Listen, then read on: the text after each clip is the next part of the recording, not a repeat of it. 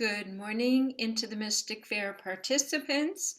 I'm Jan Jorgensen, co-chair with Denise Clare, but we know who does the majority of the work is Jan Sprague, getting all the volunteers together, and Pam, wonderful head, and of course Beverly does so many things. And it does take a village.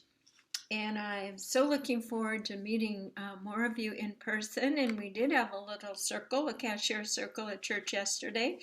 So we're going to take about 15 or 20 minutes now and give you a living picture of what to expect at the end of the Mystic Fair. And of course, there's always that last minute magic. And I know for myself, when I volunteer, if I'm not sure what to do when I show up, there's always that So we're going to try to answer your questions so that those little surprises don't ruffle us and become minimal.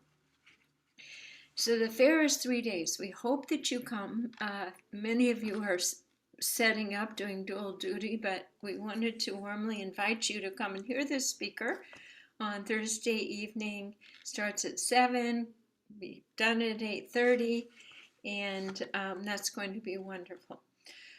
But the topics du jour are, what is going to happen in that lobby when guests come in and they don't know what to do, but they think they want to see someone? Well, they have choices, and we're going to lay out the information so they can make that choice easily, smoothly, pay for it, and get where they need to go, and that's where you come in. So first of all, a client will come in, our guests at the fair, and they'll come in the front door. I do hope that some of you might have some seasonal flowers or pumpkins we can put in that front door, and I'm going to have a beautiful sign and a little table welcoming them. So we'll call them clients. Clients will come in and they're going to look at photos and bios.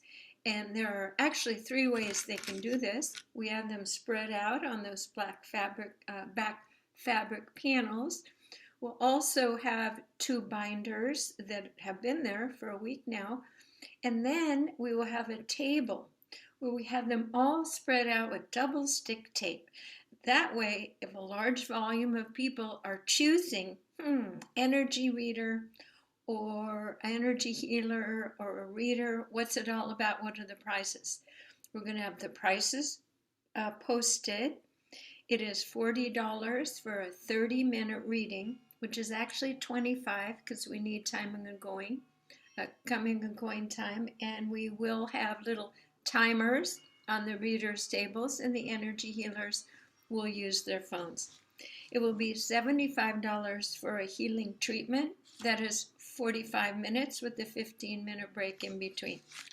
So I'm saying all this because people might ask you, independent of your role, these questions. They're going to come in, they're going to see these signs saying how much it is.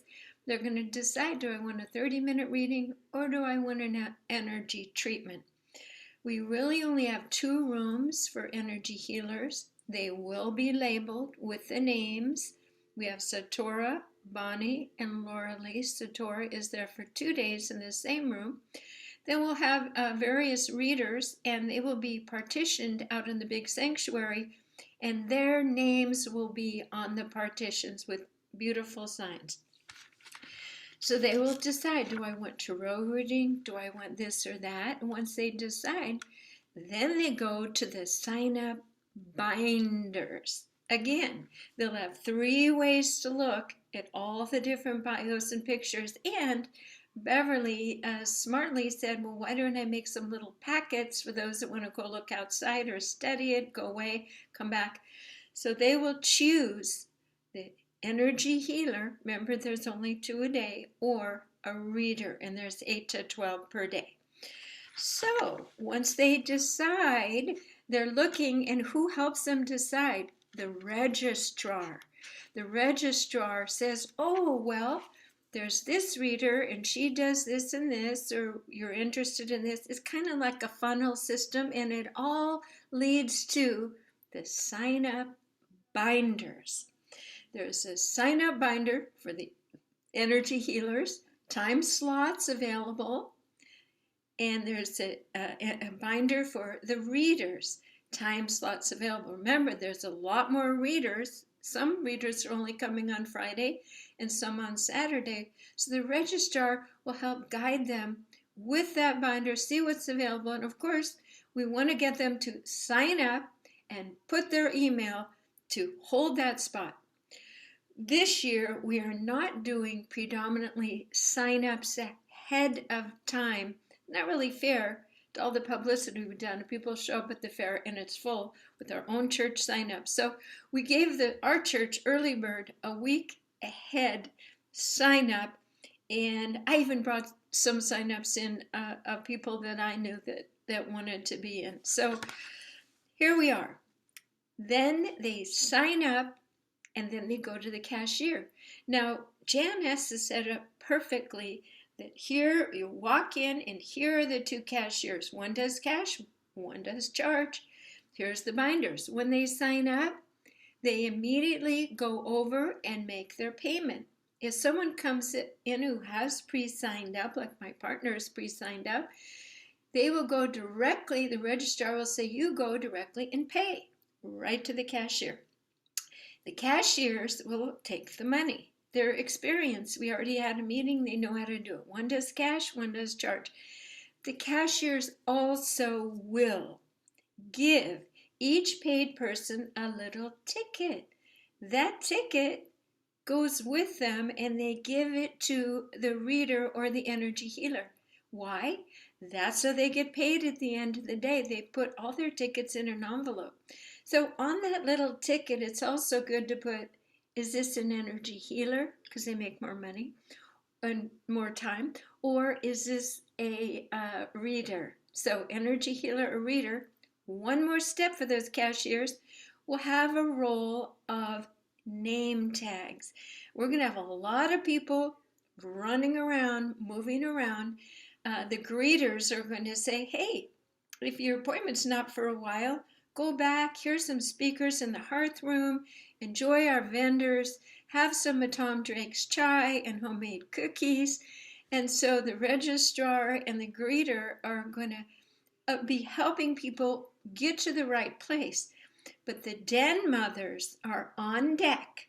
They're in the big sanctuary room with all the partition readers, and they are going to need to know who goes where because people are busy, they're clients, and they're going to say, now, who was that reader and what time was it?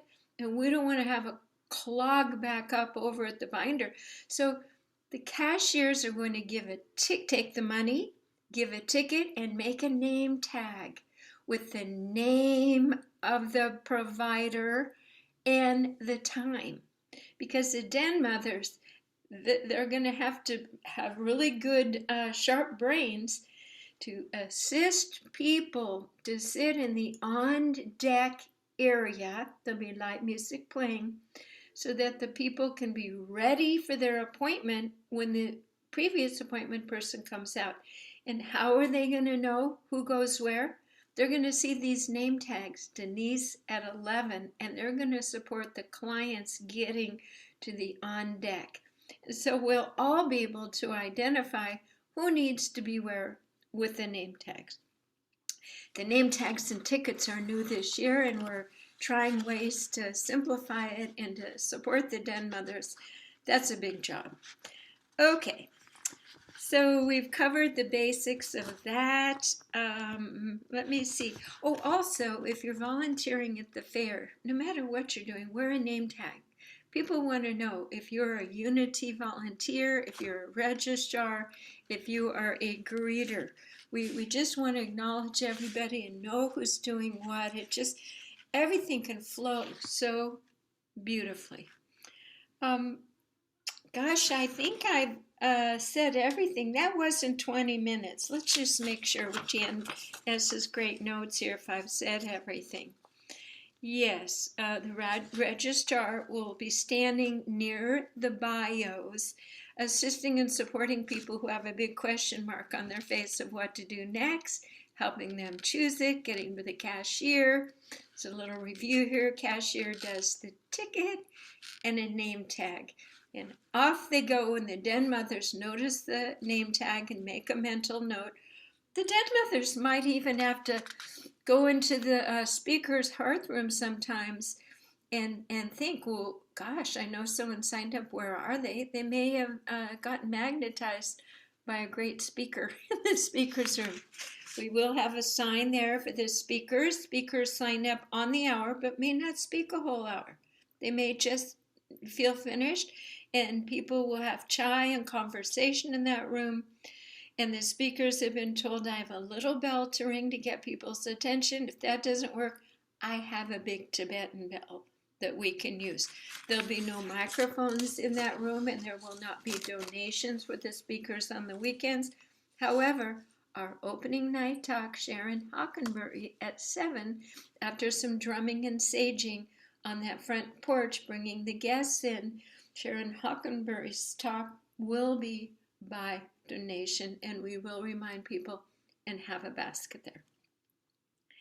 I think I've covered everything for this talk. Again, we're all getting excited. I know there's a little nervousness. Who's doing what? Is this and this? Let's just let everything flow as if it's perfect and joyful already. Because guess what? We have a choice in every moment of what attitude to hold towards this event. And the church wants to hold a feast of divine light and love. That's what this is about. Making some money too, but for ourselves to have a wonderful time, to respect and count on each other and flowing in our jobs, to relieve someone if they want to do a reading, or Tom needs a little break. Bless Tom, making the chai, the cookies, and the whole thing, and Rhonda's beautiful signs. There are so many blessings here. So again, I thank you for participating, and this is a conclusion of our little informational video of brief overview of duty and location for lobby and sanctuary. Any questions? My phone number is 707-206-5068. Thank you so much.